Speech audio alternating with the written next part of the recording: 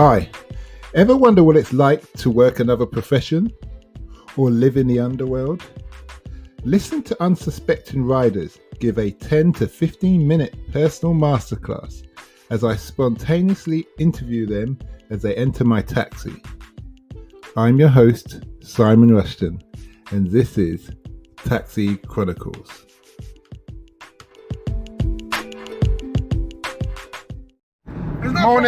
Morning. Yes, we're back with another episode, another story. Today we've got a very short period of time, but we're going to make it work.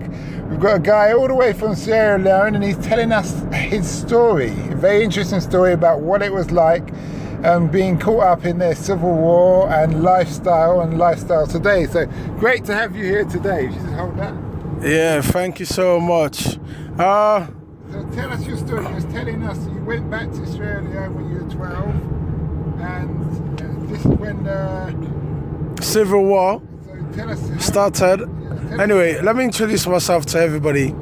I go by the name of DJ Dulbang, Sierra Leone DJ in the UK. To be precise, chairman of the DJs in the UK. I went to Sierra Leone when I was about 12, after a little bit of time in the UK. It wasn't easy. But you were born there. And I was born in Sierra Leone, right? So I went back a little while, stayed there, and then I came back. Then I went back for a second time, which was the college time. So I was in college over here. And I get caught out in the rebel war over there. I went for season time, which was Christmas time.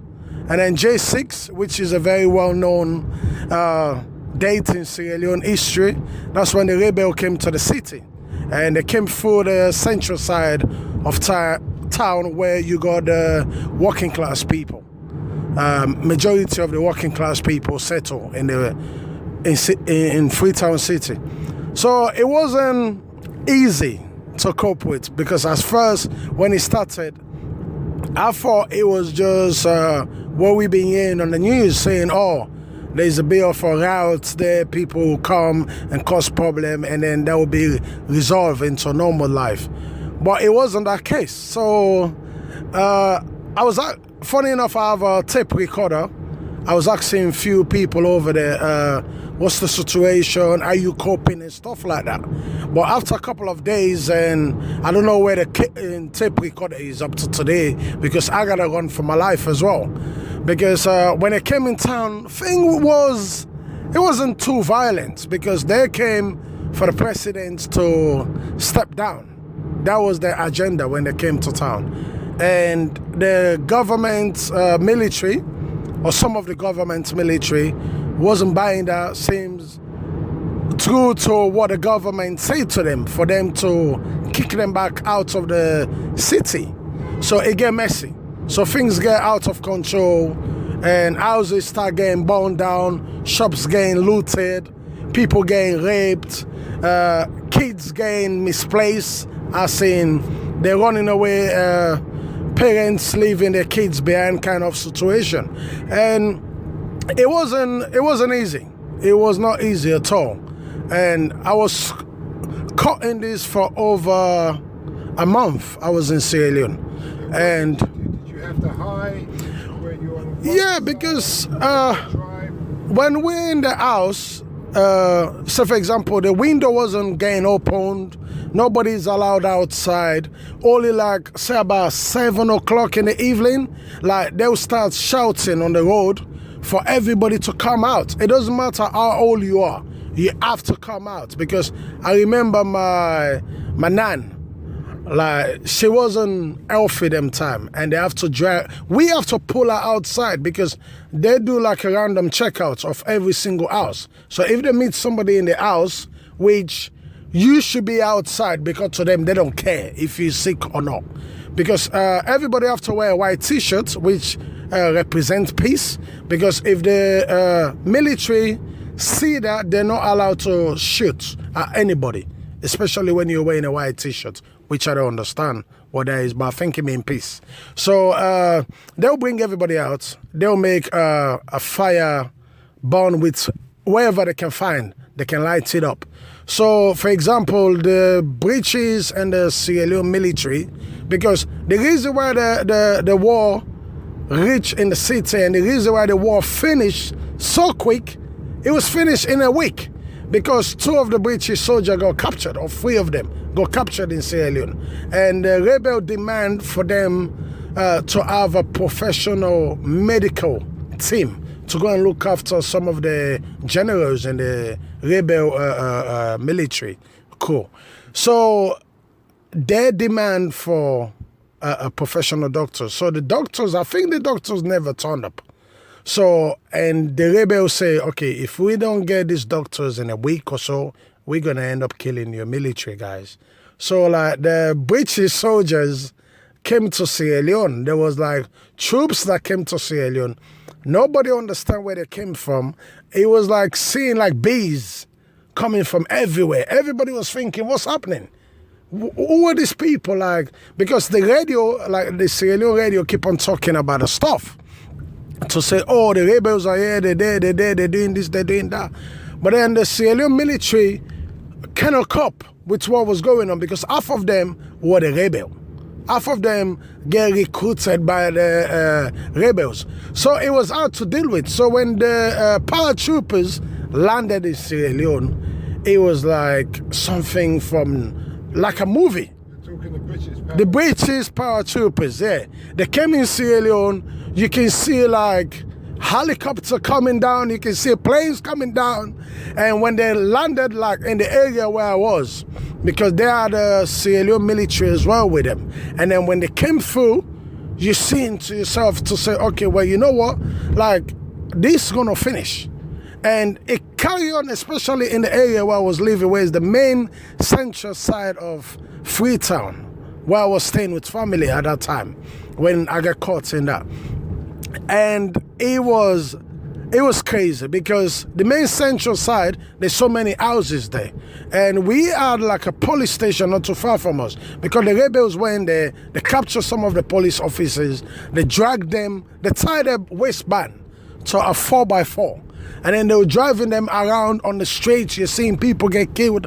Like it was like a zombie land at that moment, right? So it was crazy. And the British came in with a Sierra Leonean personnel to show them the place and show them the route.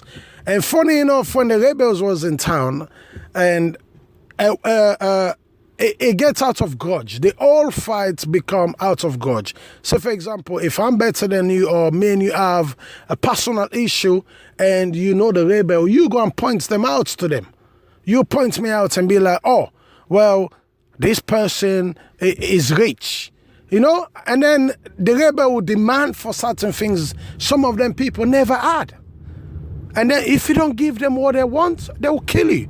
Or they will actually, there was a thing going on in the country by the rebel that they invented it. They were calling it long sleeve or short sleeve.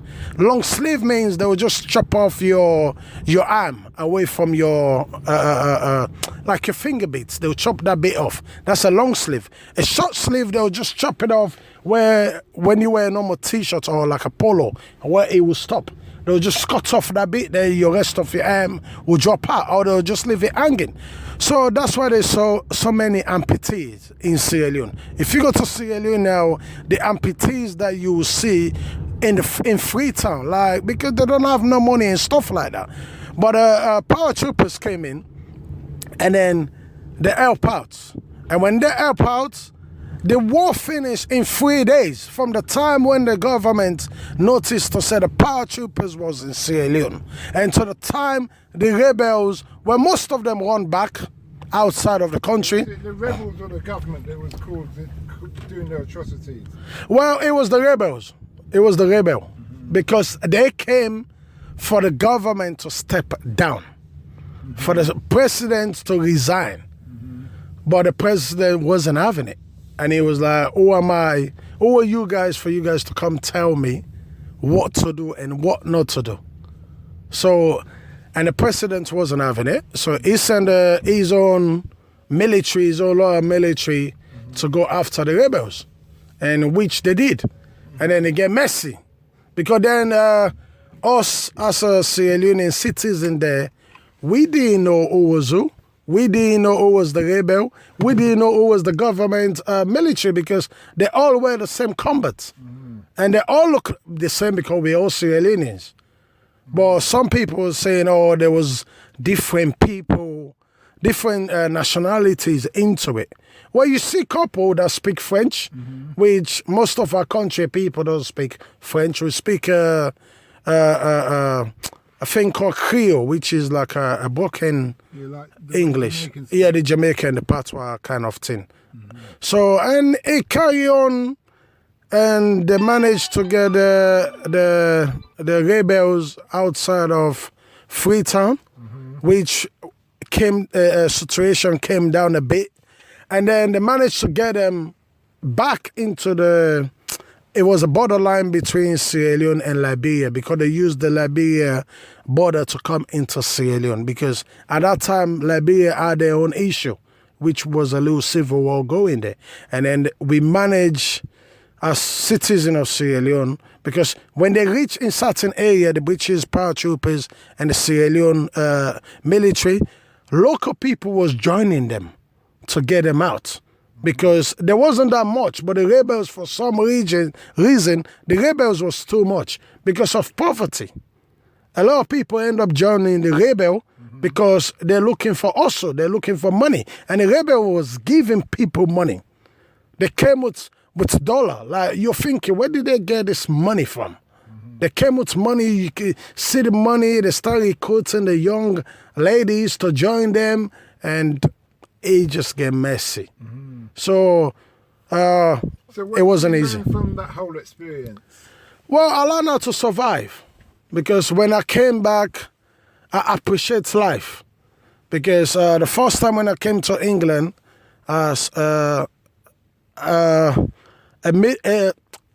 we were well off in Sierra Leone before I came to England. Because I came to join my mom over, and my daddy's over there in the military. And I appreciate life then. But when I came over here, when I live here, and when I went back to Sierra Leone, when I get caught there, when I came back, I have a clear mindset of life, what life should be about, you know what I mean? Because waking up, seeing food in front of you,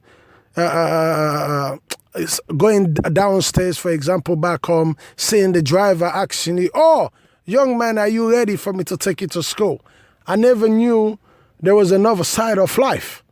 You know what I mean? I know it was a dangerous situation, but again, it helped me to be who I am today. Because if I never went through the experience, which a lot of people is a bad experience. Some people lose their body parts. Some people lose the life, which is the livelihood, which is like some people was in poultry. Some people have a shop to look after. Businesses went down, and so many things was burned down. Up to today, we still don't have a light system in the country.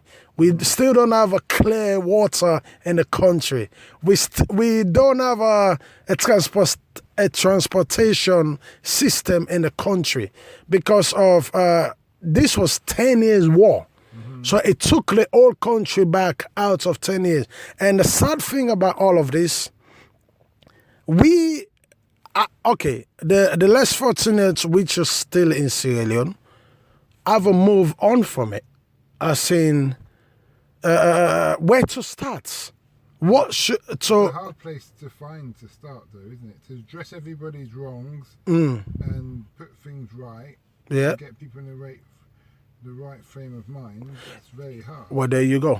That's the word I was missing. To get people back in that right frame of mind set, because now everybody looking at it to say, okay, whatever I can rip off this guy to survive, that's what will keep me going.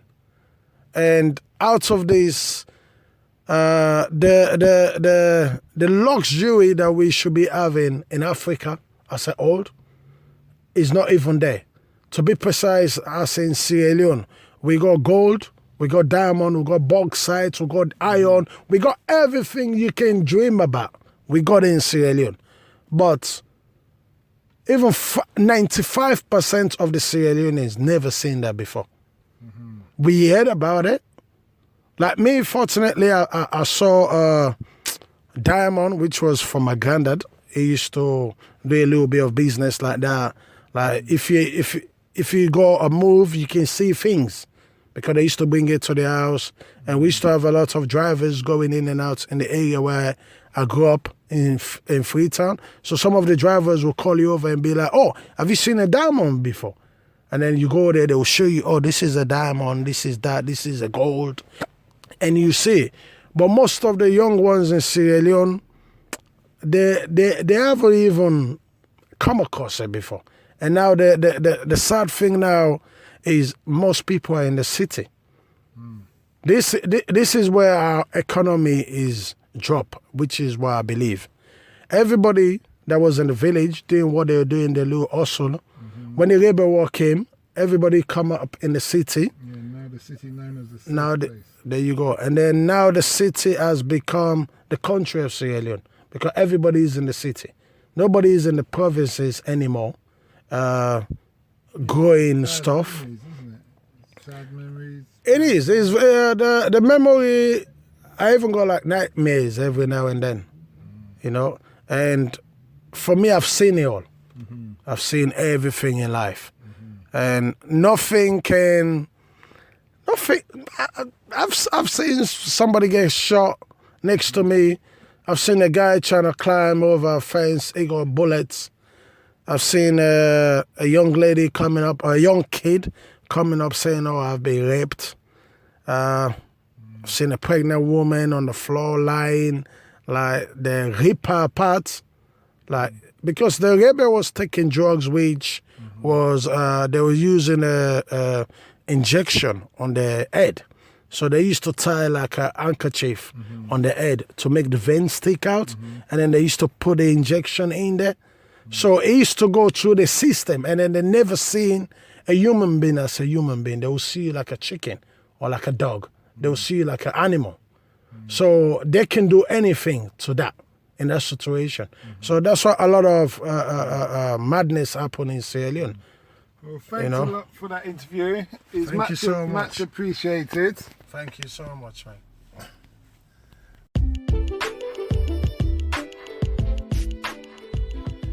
We hope you liked that interview. Don't forget to like, share and subscribe to get the latest daily episode. Ever considered investing in the continent with the fastest growing economy and population on Earth? The same continent that holds 30% of the world's known natural resources? Then listen to our sister podcast, Africa Investor Stories, where you will hear real investors with real stories from around the world share their experience of investing in Africa. We post Monday and Thursday at 10 a.m.